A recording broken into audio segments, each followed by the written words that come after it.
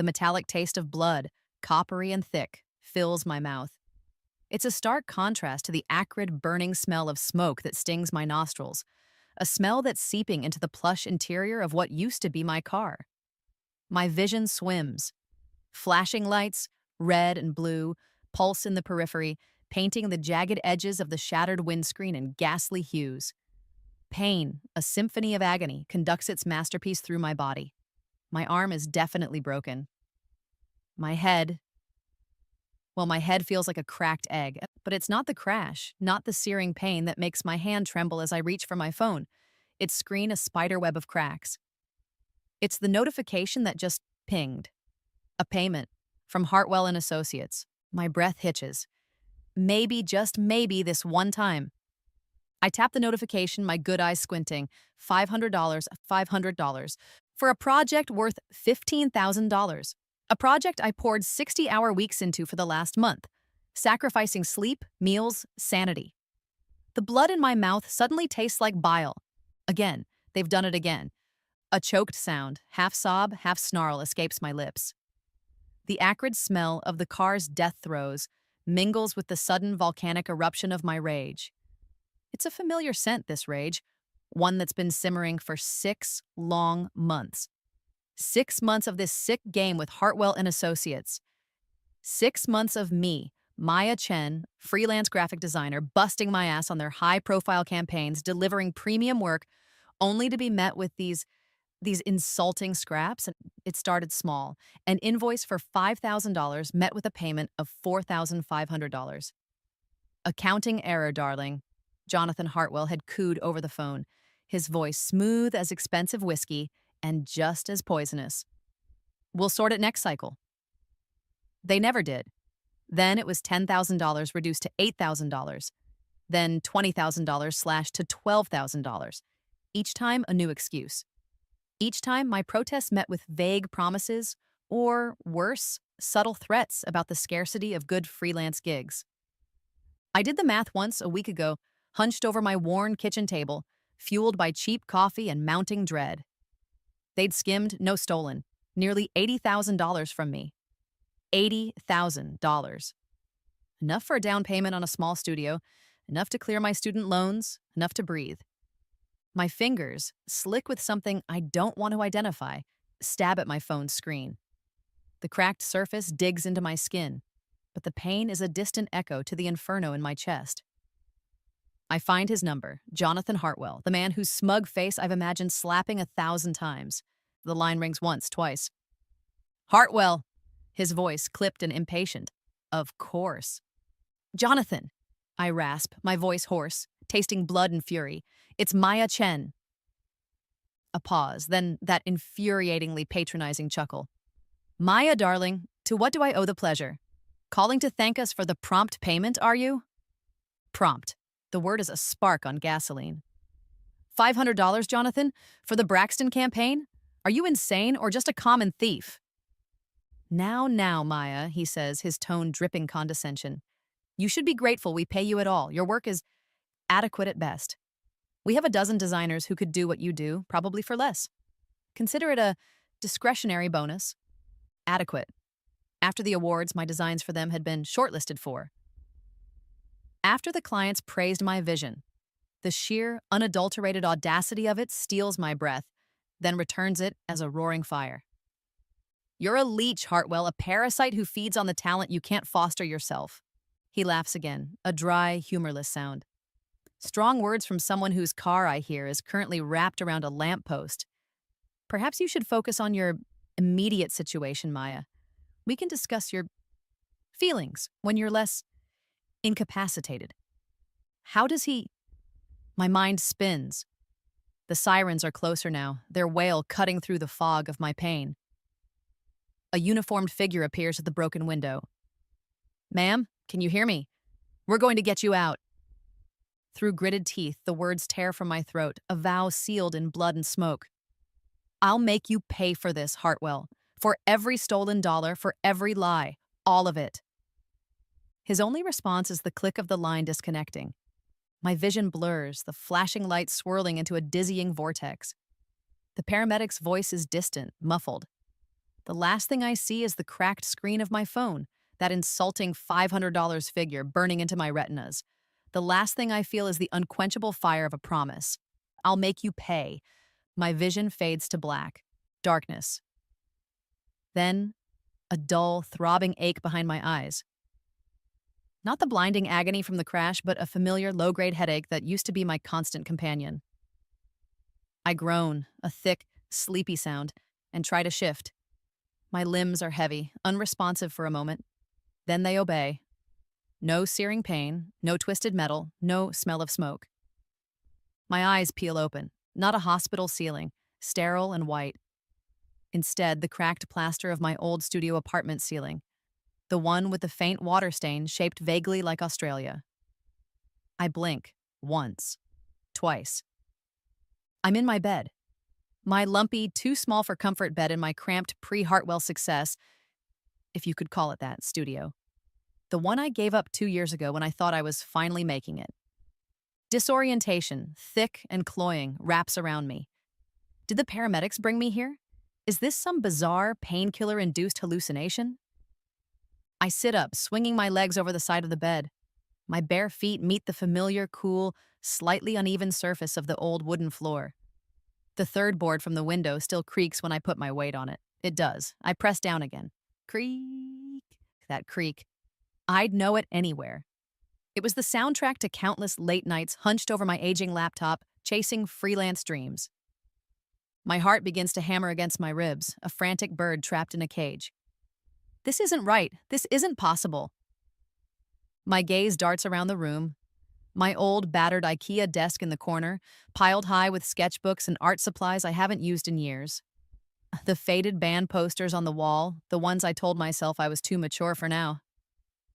My ancient, wheezing laptop sits on the desk, lid closed. My phone. Where's my phone? I spot it on the rickety bedside table. Not the cracked, blood-smeared wreck from the accident. This is my old phone, the one with the chipped corner and the unreliable battery. I snatch it up, fumbling with the power button. The screen flickers to life, displaying the lock screen. And the date, March 15th, 2019. My breath catches in my throat. No, it can't be. March 15th, 2019, that's exactly 5 years ago, 5 years before the accident. 5 years before Hartwell bled me dry. Panic, cold and sharp, pierces through the fog of confusion.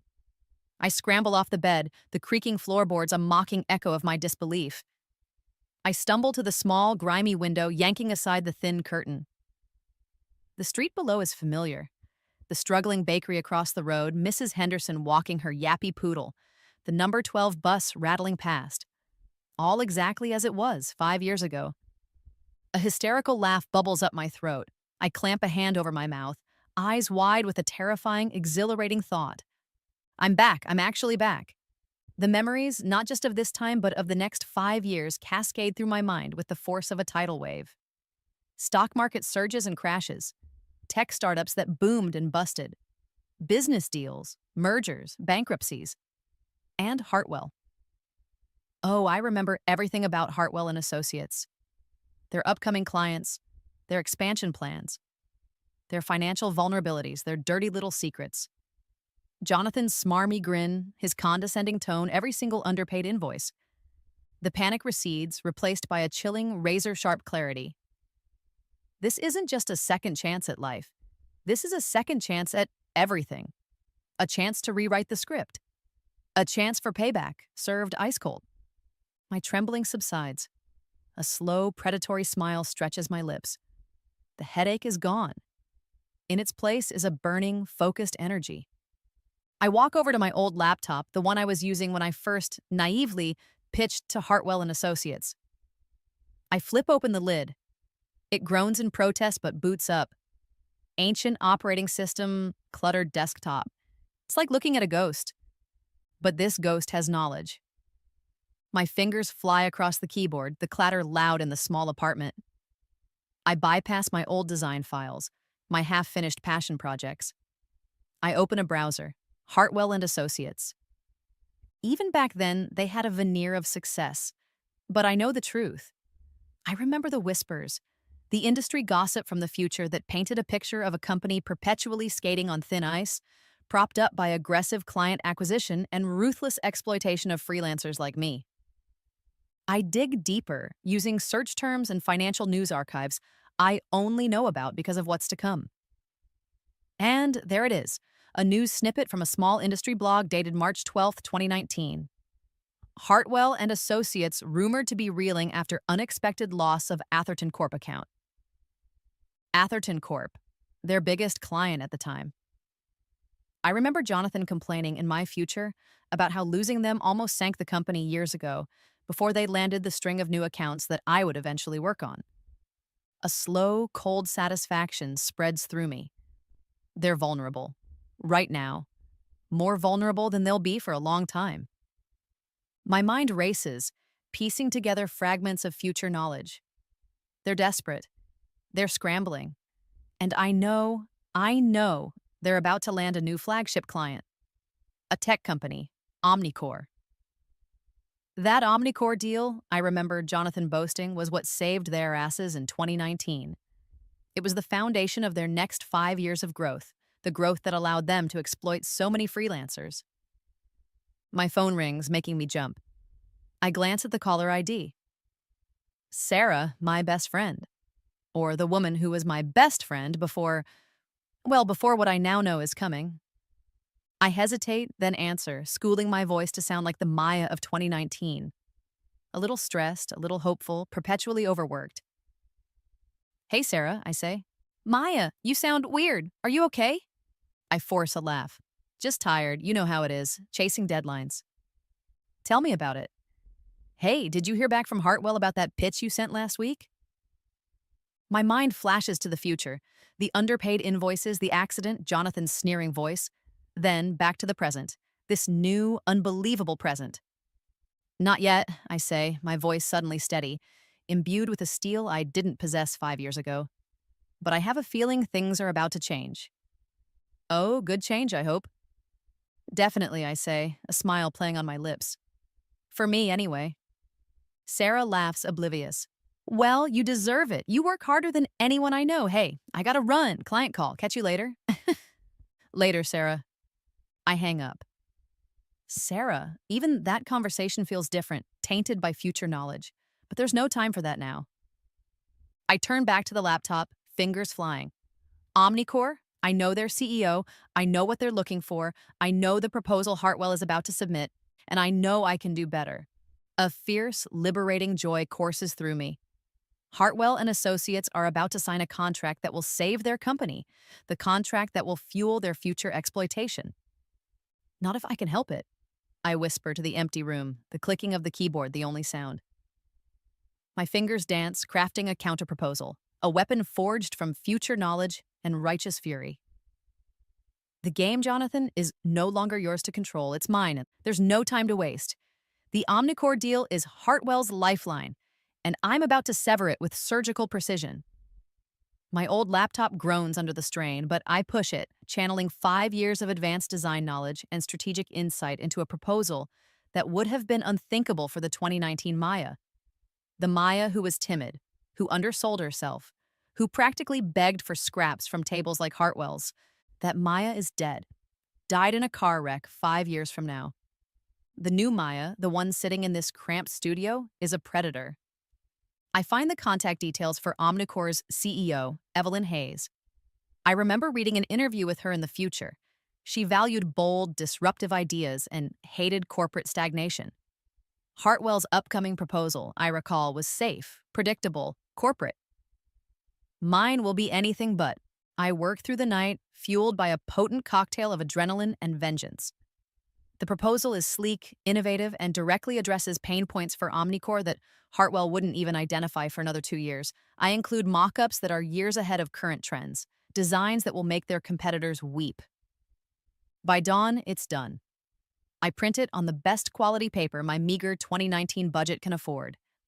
The soft whisper of the expensive sheets coming out of my ancient printer is a luxurious sound, a promise of things to come. I bind it myself, my hands steady, my focus absolute. There's a new confidence radiating from me, an aura so potent it almost intimidates even myself. It's the confidence of knowing you can't lose because you've already seen the winning hand. I dress in my best and only suit. It's a little tight, a relic from a time when I tried to look the part of a serious professional, before cynicism and Hartwell ground me down. Today, it feels like armor. Omnicore's headquarters are downtown, a sleek glass and steel testament to new money and ambition. Hartwell's team, I know from future Jonathan's bitter ramblings, is scheduled to present their pitch at 10 a.m. I arrive at 9 a.m., unannounced. The receptionist eyes me skeptically. Evelyn Hayes doesn't take unscheduled meetings.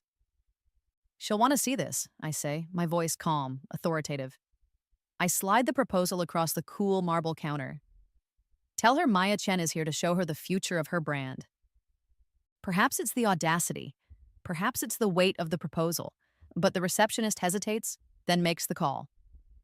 Minutes later, I'm being escorted into Evelyn Hayes' office. It's minimalist, modern, with a panoramic view of the city.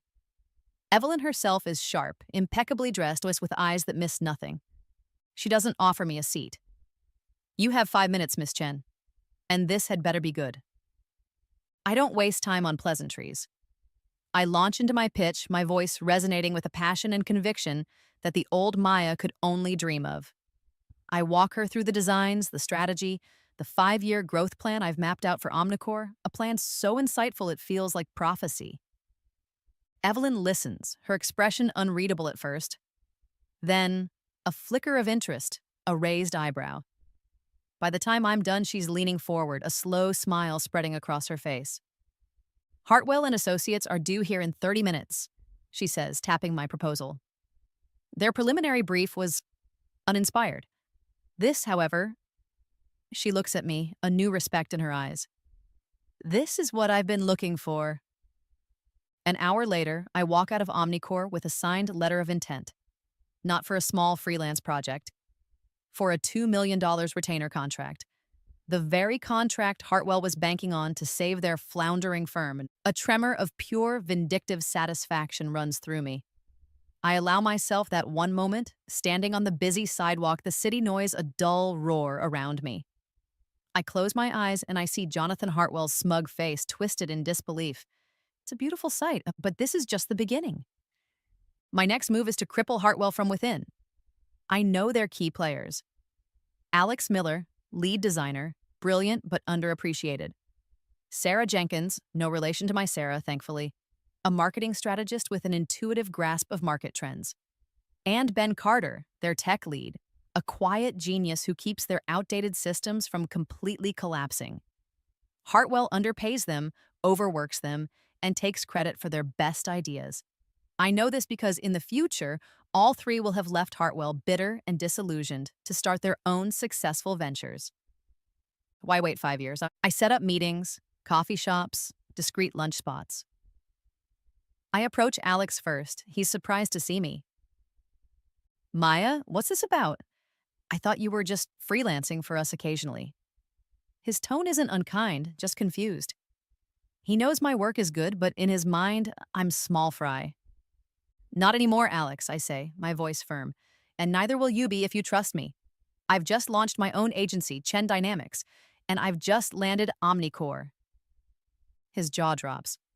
Omnicore? But Hartwell was too slow, too complacent. I lean in. I know your work, Alex.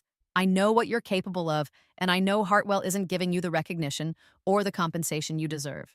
I'm offering you a partnership, real equity, creative freedom, a chance to build something new, something better. I see the conflict in his eyes. The fear of leaving a stable job, warring with the hunger for something more. I paint him a picture of the future I envision. A future where his talent is celebrated, his contributions rewarded. By the end of the coffee, he's in. Sarah Jenkins and Ben Carter follow within the week. The promise of working on the prestigious Omnicore account, coupled with substantial pay rises and partnership stakes, is too good to refuse. They know Hartwell is a sinking ship. I'm offering them a luxury lifeboat with a built-in speedboat engine. Of course, Jonathan Hartwell doesn't take this lying down. My phone rings a few days later. Caller ID, Jonathan Hartwell. I let it ring a few times, savoring the moment before answering with cool professionalism. Maya Chen speaking. Chen. His voice is a venomous hiss. What game do you think you're playing? Stealing Omnicore? Poaching my staff? I'll sue you into oblivion. I almost laugh. Prove it, Jonathan. Prove I did anything illegal. Oh, wait, you can't.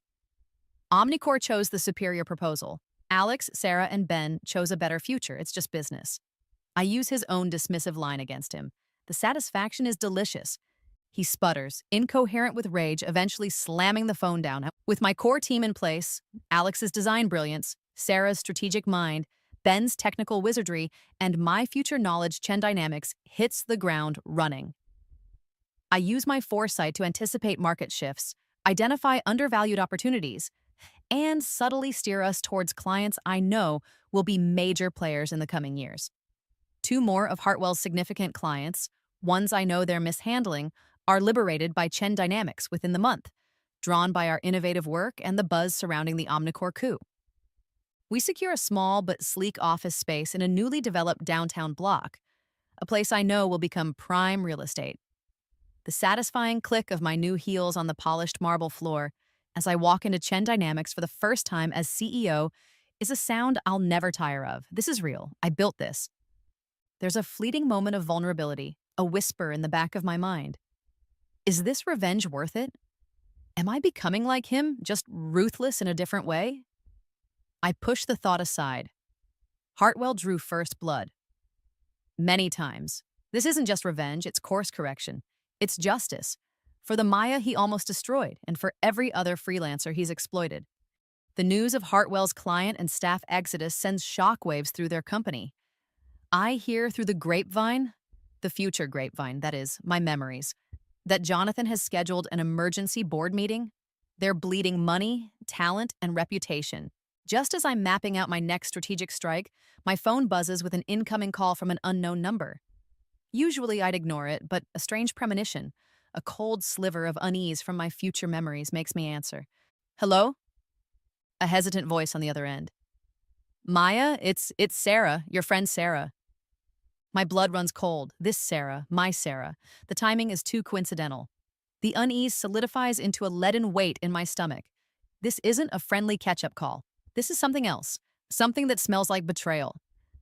Sarah, I manage, my voice betraying none of the sudden turmoil inside me. What's up? The casual tone feels like a lie, a thin veneer over a chasm of suspicion. I was just wondering if you were free for coffee, she says, her voice unnaturally high-pitched. There's something I need to talk to you about, in person. The cold dread intensifies. In my old life, the life that ended in fire and twisted metal, Sarah and I were inseparable. We shared dreams, fears, cheap wine, and cheaper takeout. The thought of her betraying me, it's a knife to the gut. But this new life, this second chance, has taught me that the impossible can happen. I'm living proof of it. Sure, Sarah, I say, my mind already racing, calculating.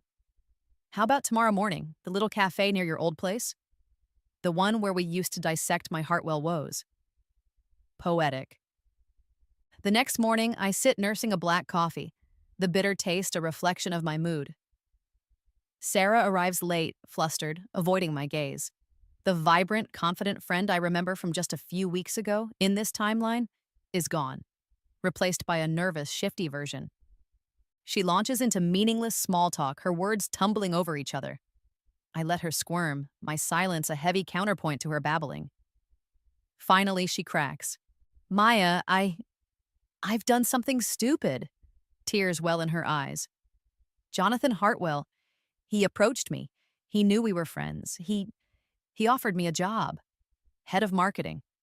A huge salary, benefits. Things I could only dream of.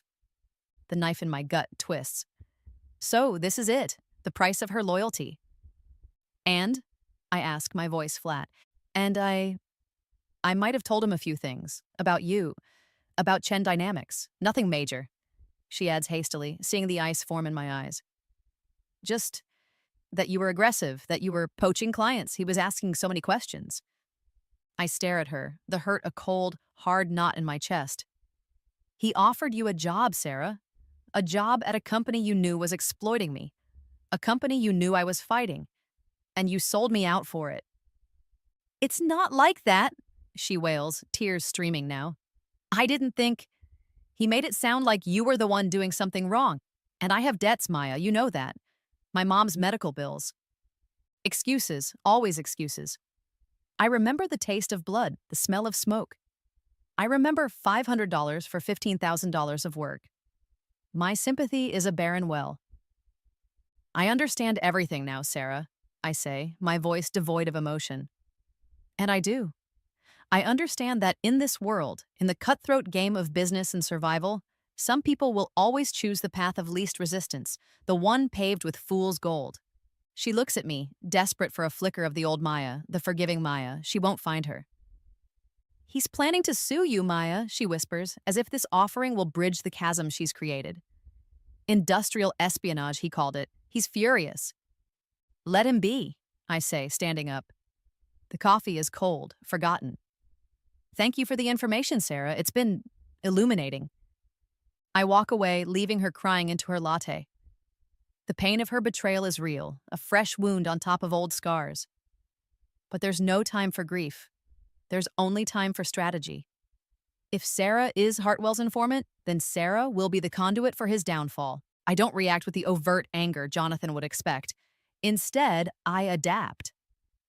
That afternoon, I accidentally let slip in a staged, loud phone call one I know Sarah's new office mate, a notorious gossip, will overhear. That Chen Dynamics is making a bold, slightly risky bid for a massive aerospace contract. A complete fabrication. I even have Alex mock up some impressive but ultimately superficial aerospace designs, leaving them carelessly on a shared server I know Sarah still has old access to. Let Jonathan chase ghosts. Let him pour his dwindling resources into a phantom battle. The betrayal, though, leaves its mark. I realize with a chilling certainty that in this new life, with the stakes this high, I can only truly trust myself. My future knowledge is my shield and my sword, but it's a lonely burden. With Hartwell hopefully distracted, I make my next move. Using my precise knowledge of the market's trajectory over the coming quarter, I execute a series of perfectly timed short sells on Hartwell and Associates' already suffering stock. It's a gamble, even with future knowledge, but a calculated one. I know their quarterly report, due in 3 weeks, will be a disaster thanks to the loss of Omnicore and the other clients. The day I open my first corporate bank account for Chen Dynamics, the day I sign the lease on our new office, is also the day my new business cards arrive. Premium cardstock, minimalist design. Maya Chen, CEO, Chen Dynamics. The smooth, cool texture of the card in my hand is a small, tangible victory. It feels like destiny. While Jonathan is busy preparing his frivolous lawsuit and potentially reallocating resources to counter my fictitious aerospace bid, Chen Dynamics continues its relentless advance. I liberate 3 more major accounts from Hartwell's grasp. These aren't hostile takeovers, they're rescue missions. I present these clients with undeniable proof of Hartwell's overcharging, their outdated methods, and their declining service quality, all information gleaned from my future life. Then, I show them what Chen Dynamics can offer: innovation, transparency, and results. They switch allegiance without hesitation. One of our new junior designers, recently poached from a Hartwell subsidiary, looks nervous during a team meeting. "Miss Chen," he stammers, "Hartwell is saying they're saying you're destroying them, that this is personal." I meet his gaze, my own steady. This isn't about destruction. It's about value. Hartwell stopped valuing its clients and its talent. Chen Dynamics does. The question isn't whether you trust me. It's whether you trust them to ever treat you better than they treated me or countless others. My voice is calm, but there's an undercurrent of steel that silences any further dissent. There's an undeniable thrill to it all, a heady intoxication of power that hums in my veins. It's not just the success, the money, the growing reputation. It's the feeling of control, of rewriting my own destiny, of exacting a precise and devastating revenge on the man who had so callously dismissed me. I tremble sometimes, not with fear or anger anymore, but with the sheer exhilarating force of my own momentum. As expected, Hartwell's lawsuit lands on my desk. A thick, self-important document full of bluster and baseless accusations of industrial espionage and unfair competition. My lawyer, a sharp young woman named Anya Sharma, whom I hired based on a future recommendation I remembered, raises an eyebrow as she reads it. This is ambitious of them, she says dryly. They're desperate, I reply, and Jonathan Hartwell has an ego the size of this city. I then proceed to arm Anya with a dossier of Hartwell's own shady practices, their questionable accounting, their history of freelancer disputes. Information she couldn't possibly know. Information that will dismantle their case piece by piece. I even give her hints about specific offshore accounts Jonathan favored for creative billing in the future. The preliminary hearing is a massacre. Anya, armed with my future-sourced intelligence, systematically tears Hartwell's flimsy arguments apart. She presents counter-evidence of their unethical behavior, hinting at a much larger scandal beneath the surface. Hartwell's legal team is blindsided, their faces a mixture of shock and dawning horror. The judge all but laughs them out of court, dismissing the case with prejudice. The fallout for Hartwell is immediate. The failed lawsuit, coupled with the disastrous quarterly report I knew was coming, sends their stock plummeting further. Whispers of Jonathan Hartwell's imminent removal by the board become shouts in the financial press. He's toxic, a liability. The ticking clock on his leadership is about to expire. Then the call comes. Not from a distraught Sarah this time, or an enraged Jonathan. It's from a Mr. Henderson, chairman of Hartwell and Associates Board of Directors. His voice is somber, weary. "Miss Chen," he says, his tone funereal.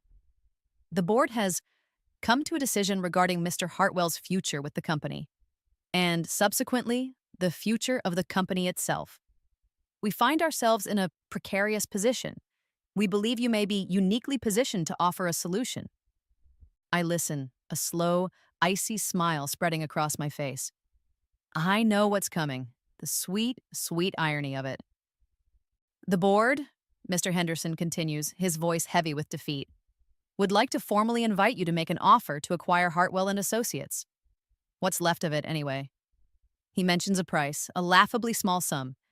Pennies on the dollar for a once proud firm. My smile widens. "Oh, Jonathan, you have no idea how uniquely positioned I truly am." The Hartwell and Associates building. Just a few months ago in this timeline, I would have scurried through its imposing lobby, clutching my portfolio, my stomach churning with a mixture of hope and trepidation, preparing to pitch my heart out for a sliver of their attention. Now, I stride through that same lobby, my heels clicking with confident rhythm on the polished granite, not as a supplicant freelancer, but as a prospective buyer. Their buyer. The air still holds that faint, expensive scent of Jonathan Hartwell's signature cologne. Something citrusy and arrogant. It used to make me feel small, out of my depth. Now, it just amuses me. A ghost of a dying regime. I'm escorted to the main boardroom. The long mahogany table gleams under the recessed lighting. The board members, a collection of grim-faced men and women in expensive suits, look like they're attending a wake. Which, in a way, they are, the wake of their company's independence. Mr. Henderson, the chairman, gestures me to a seat at the head of the table, Jonathan's former seat. The symbolism isn't lost on anyone. "Miss Chen," Henderson begins, his voice gravelly. "Thank you for coming. As you know, the company is facing significant challenges." Understatement of the century. "I've reviewed your financials," I say, my voice cool and even. I slide a single sheet of paper across the table. My offer. This is my valuation. A board member, a portly man with a flushed face, snatches it up. His eyes bulge. "This is insulting. This is barely liquidation value." I meet his outraged gaze without flinching. "It's more than you'll get in bankruptcy, Mr. Davies. Which, according to my projections, you're about 3 weeks away from. Or did Jonathan not share that part of the trajectory with you?" Silence. The fight drains out of Davies' face, replaced by a sickly pallor. They know I'm right. Internally, I'm celebrating. A wild, triumphant dance is happening in my soul, but outwardly, I maintain perfect, icy composure. This isn't just about buying a company, it's about dismantling an empire of exploitation, brick by bloody brick.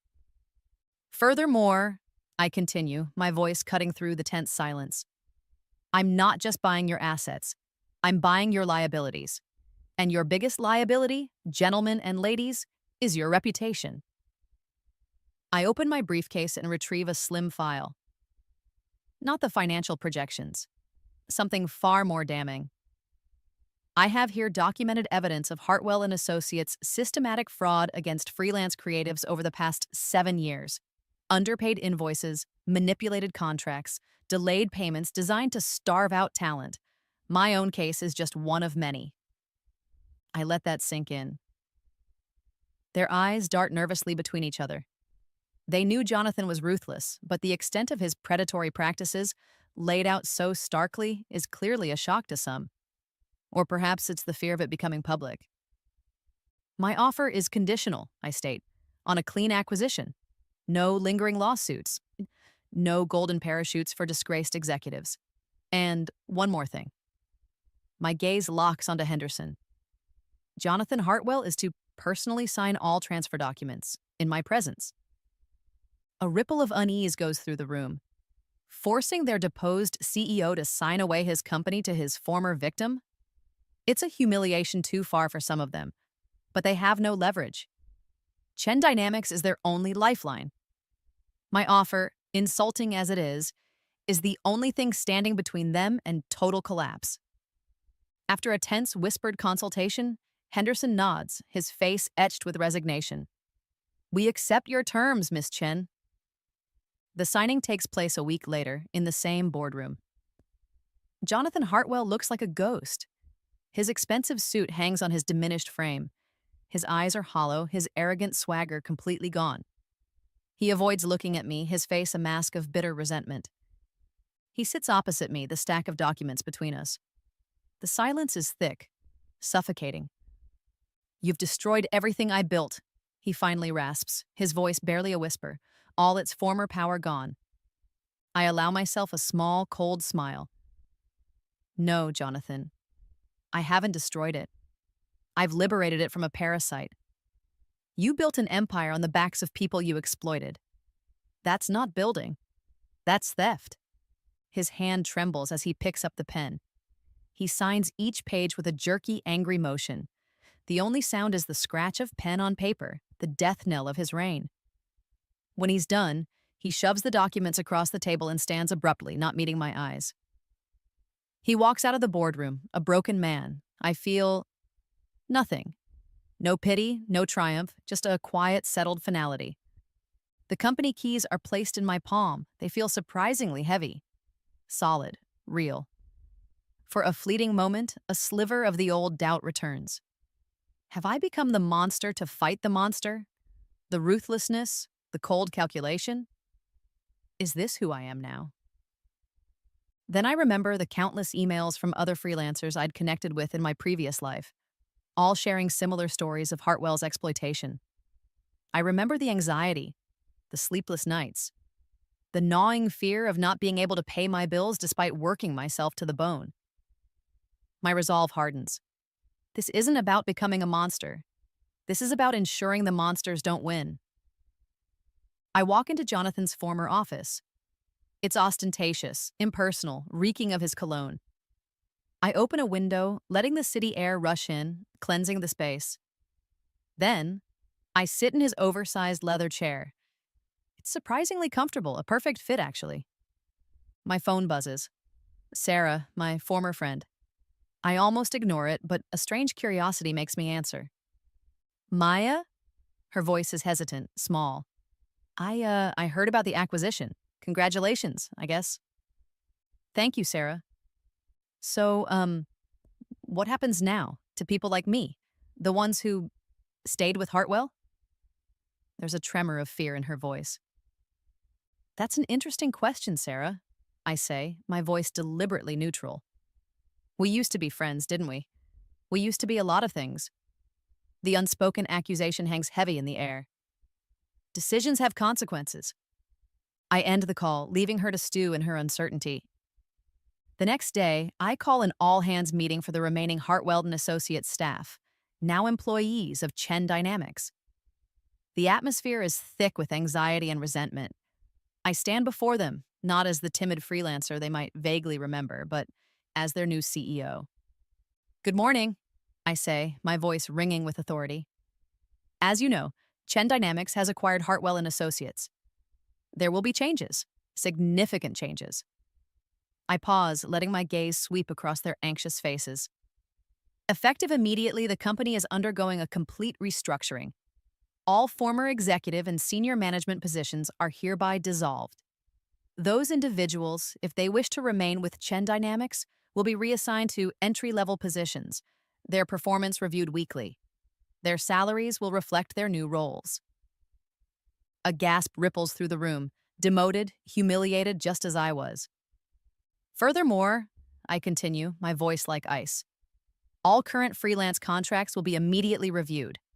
Any evidence of underpayment or unfair terms will be rectified, with back pay issued from company profits, former company profits, that is.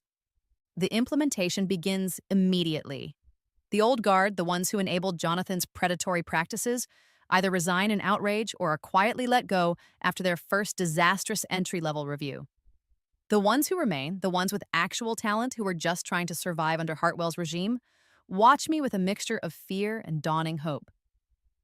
That evening, as I'm going through Jonathan's meticulously organized digital files, now my meticulously organized digital files, I stumble upon a hidden folder. Its name is innocuous.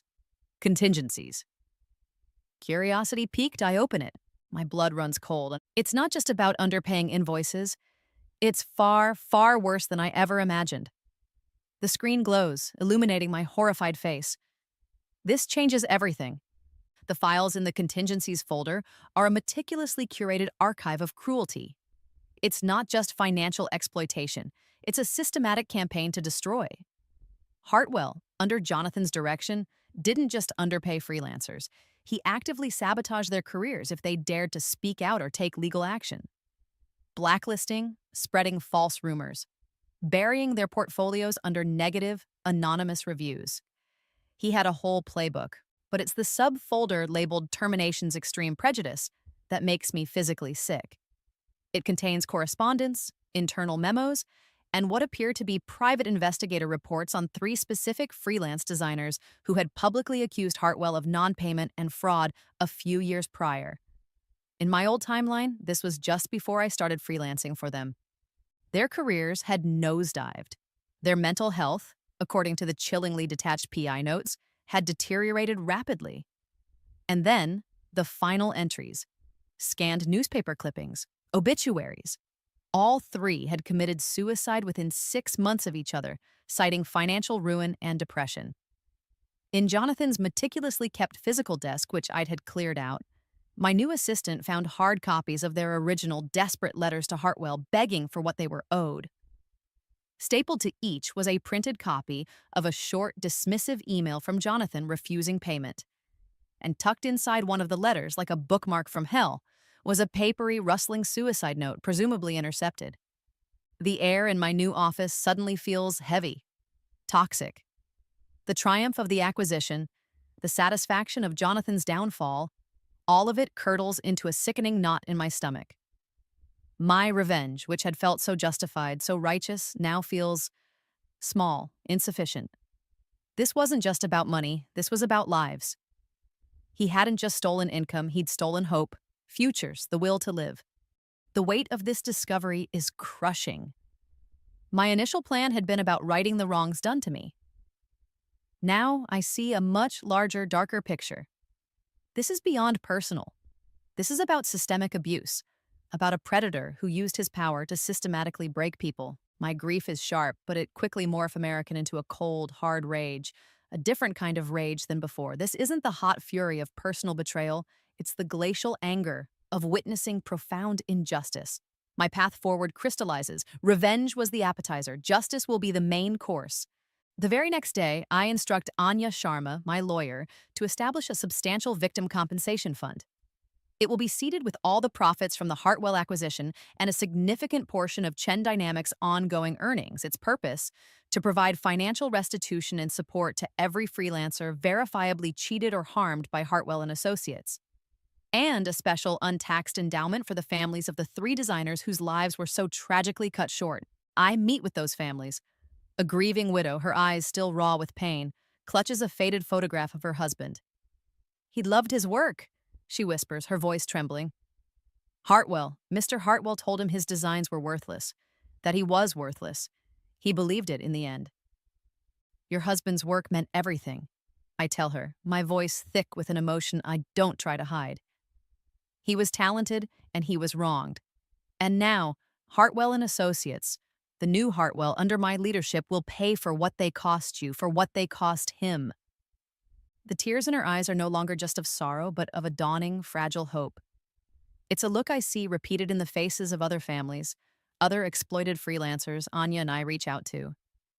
My focus shifts. Revenge on Jonathan Hartwell is complete. He's a broken man, his reputation shattered, his company gone.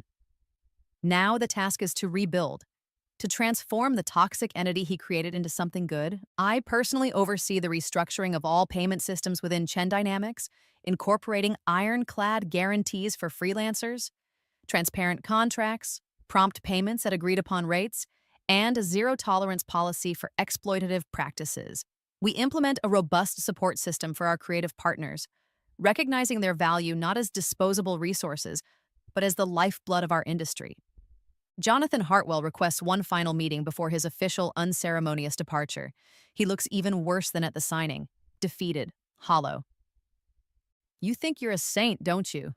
He sneers, a pathetic echo of his former arrogance. Coming in here, playing the hero. I don't think I'm a saint, Jonathan, I reply, my voice quiet but firm. I think I'm someone who understands the consequences of men like you. You didn't just steal money. You stole hope. You destroyed lives. And what does that make you? He challenges, a flicker of his old defiance in his dead eyes. Someone who gives it back, I say simply. There's nothing more to say. He leaves, a relic of a past I'm determined to eradicate. The soft sound of rain against my office window is a soothing counterpoint to the fierce determination burning within me as I sign the new company policies, the new freelancer contracts, the directives for the compensation fund. My hand no longer trembles with anger or the intoxication of power. It trembles with purpose. This is bigger than me. This is about changing the landscape. The remaining Hartwell employees, the ones who weren't part of Jonathan's inner circle of enablers, slowly begin to adapt. Some leave, unable to reconcile with the new ethos or their own complicity in the old one. But many stay, especially the younger creatives, the ones who felt the sting of Hartwell's indifference most sharply. They see the changes, the fairness, the respect, and they begin to thrive. Alex Miller, my first ally, my head of design, watches me one afternoon as I review a new pro bono project we've taken on for a struggling arts charity. You've changed everything here, Maya, he says, a note of awe in his voice. This place, it feels different, hopeful. I look around the bustling open-plan office, a far cry from the stuffy, hierarchical Hartwell layout. Creativity is flowing, people are smiling, collaborating. No, Alex, I say. I haven't changed anything. I've just revealed what it should have been all along. A place where talent is nurtured, not exploited. Where creativity is valued, not stolen. A few weeks later, a simple, elegant bronze plaque is installed in the lobby of Chen Dynamics. It doesn't bear my name or the company's. It bears the names of the 3 freelance designers whose lives Jonathan Hartwell destroyed. Beneath their names, a simple inscription. Their talent shone brightly. May their legacy inspire a more just and creative world. It's a daily reminder of why I'm doing this, of the true cost of unchecked greed. The 1-year anniversary of my rebirth approaches. 1 year since I woke up in my old studio, 5 years in the past, with a mission. Chen Dynamics is thriving. The compensation fund has helped dozens of families. We're becoming known not just for brilliant work, but for ethical practices. I'm almost happy. Then my private line rings, a number I don't recognize but with an official-sounding prefix. Miss Chen? This is Special Agent Davies from the Financial Crimes Enforcement Network.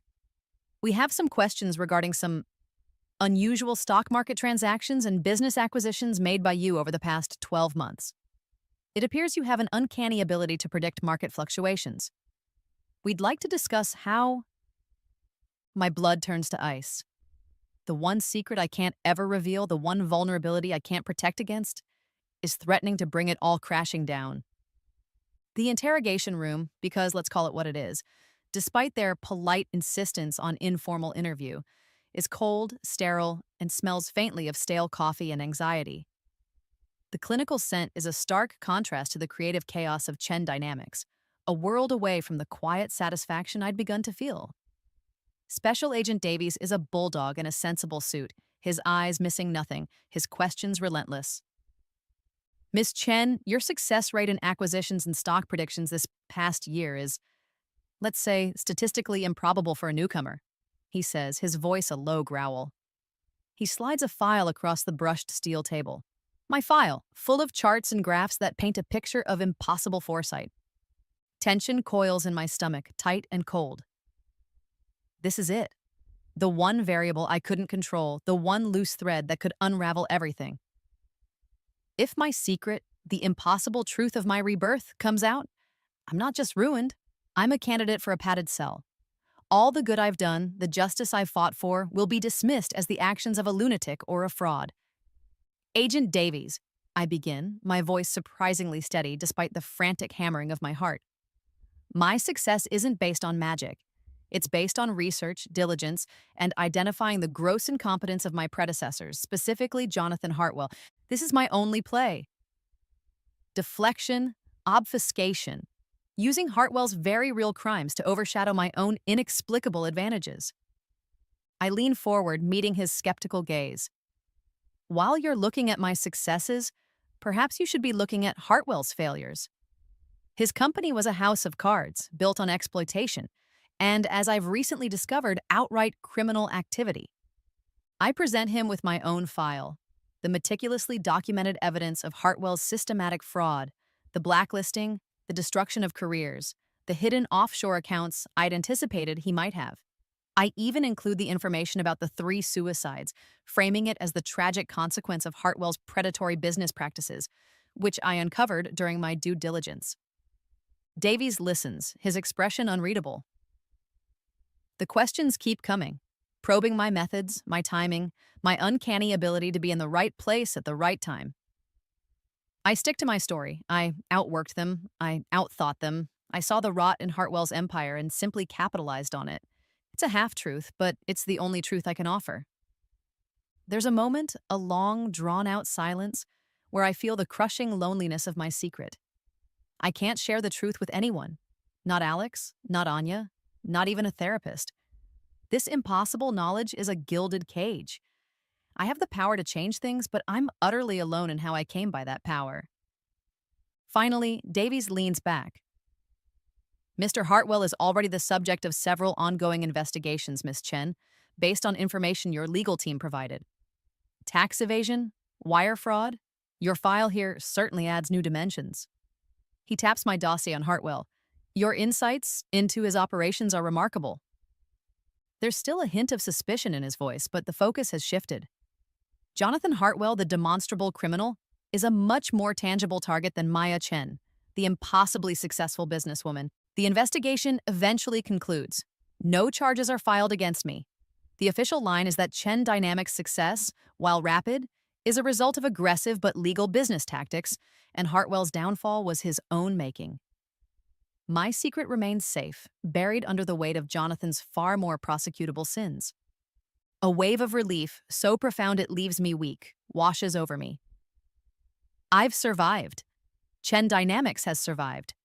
My character, I realize, has completed an arc I never anticipated. The burning desire for revenge that fueled my initial actions has cooled, replaced by a steady, enduring commitment to justice. Revenge was just the spark. Building something better, something fairer, that's the lasting fire. The warm texture of the thank you letters I receive almost daily from freelancers. Those helped by the compensation fund, those now thriving under fair contracts with Chen Dynamics, these are the true trophies of my victory. Jonathan Hartwell, true to form, attempts one last desperate power play. From the ashes of his career, he cobbles together a frivolous lawsuit alleging defamation and malicious takeover. It's a pathetic, transparent attempt to salvage some shred of his reputation or extort a settlement. My ultimate power move is simple. I authorize Anya to release the full, unredacted contingencies file to the press. The story of his systematic cruelty, the suicides, the sheer calculated malice, it explodes across the media. His reputation isn't just destroyed, it's annihilated. The lawsuit is dropped within days. Jonathan Hartwell fades into disgraced obscurity, a footnote in a cautionary tale. Sarah, my former best friend, reaches out again. She's been working a dead-end job, her career prospects tainted by her association with Hartwell. She's humbled, contrite, and genuinely seems to be seeking redemption. Maya, she says, her voice thick with unshed tears during a strained coffee meeting. I know I don't deserve it, but can you ever forgive me? I look at her, seeing the shadows under her eyes, the genuine remorse. The old Maya would have raged or wept. The new Maya considers. I can try, Sarah, I say slowly, but forgiveness doesn't mean forgetting. Trust has to be earned again, from the ground up. I offer her a very junior probationary position at Chen Dynamics, in a department far from any sensitive information, a chance, that's all. A few months later, on the second anniversary of the car accident, the day I died and was reborn, I find myself drawn back to that same stretch of road. It's just a street corner now, unremarkable. No twisted metal, no smell of smoke, just the afternoon sun dappling through the trees. I stand there for a long moment, not as a victim, but as a survivor. Empowered. Changed. The vision for Chen Dynamics has expanded far beyond a single city. We're opening branches nationwide, each one a beacon of ethical practice, a safe harbor for creative talent. Our mission: to protect freelancers, to ensure fair compensation, to change the industry from within. And as I walk through the bustling Chen Dynamics headquarters later that week, I hear something I haven't heard in a long, long time. The sound of my own laughter. Genuine, unforced joy. It mingles with the creative buzz, the animated discussions, the clicking of keyboards crafting brilliant campaigns. It's the sound of a healthy, thriving environment, a world away from the fear and exploitation that defined my past. It hits me then, a profound, quiet revelation. I didn't just get a second chance at life. I was given the chance to save others from the fate that almost destroyed me, to rectify the injustices that crushed talented people. My rebirth wasn't just for me. The company thrives, setting new industry standards for ethical treatment and creative excellence. We become the benchmark. During an orientation for new employees, I find myself addressing a room full of bright, eager faces. Designers, writers, strategists, all embarking on their careers. Welcome to Chen Dynamics, I say, my voice warm, resonant. Here, we believe in a few simple principles. Your work has value. Your time has worth. And here, you will always, always be paid exactly what you deserve. Later that evening, I catch my reflection in the darkened window of my office. The woman looking back isn't the timid freelancer who once trembled before Jonathan Hartwell. She isn't the ghost consumed by rage and a singular focus on revenge. She's a leader, a protector, a force for change. There are still faint scars, yes, but they are testament to battles fought and won, not just for herself, but for many. They underpaid my invoice for the last time. Now I make sure no one else ever has to experience that again.